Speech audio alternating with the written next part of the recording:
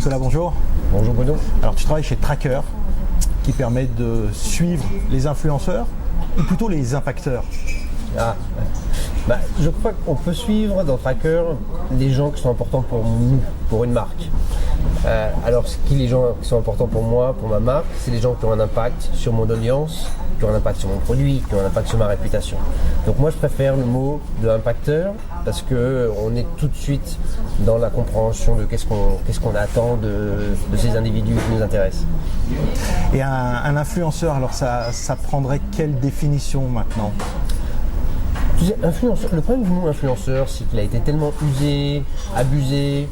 Je parle pas seulement de cloud, ces gens-là, et on confond influenceur, influence et popularité. Est-ce que plus j'ai de followers, plus je suis influent.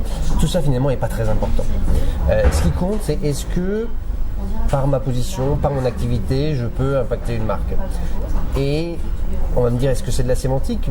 Peut-être, parce que la vraie définition d'un influenceur, c'est quelqu'un qui peut faire changer les autres d'opinion ou les faire faire des choses qu'ils n'auraient pas fait avant. C'est des gens qui ont de l'impact. Voilà.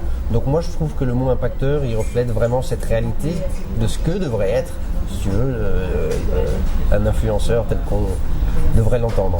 Alors Tracker, ça permet aussi de faire des listes et des listes d'influenceurs. C'est un peu le cœur de la création en fait de ton système, ouais, de ton offre.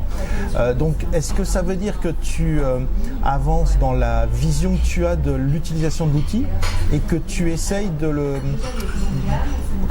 l'orienter vers une utilisation un peu plus business ? Oui, ce dont on s'aperçoit, c'est que Tracker va aider nos utilisateurs à identifier des leaders d'opinion sur certains sujets par rapport au contenu qu'ils publient, par rapport à leur activité sociale. Mais l'influence, elle peut être définie de plein de façons différentes. C'est l'influence parce que je suis connecté à des gens qui m'écoutent aussi, donc c'est l'influence de réseau. Et puis c'est l'influence parce que tu es un prospect. Ou parce que tu parles à un prospect. Je crois que pour une marque, ce qui est important de comprendre, c'est que l'influence, elle est complexe, elle peut venir de plein de choses différentes. Donc ce qu'on veut construire à l'intérieur de Tracker, c'est donner l'opportunité d'agréger toutes ces sortes d'influences et de pouvoir constituer son réseau d'impacteurs. Quel est le réseau d'impacteurs de ma marque ? Quelle est son activité ? Quels sont les contenus qui l'intéressent ? Comment parle-t-il de ma marque ? Et comment moi, je vais pouvoir construire une relation positive avec ces gens-là ?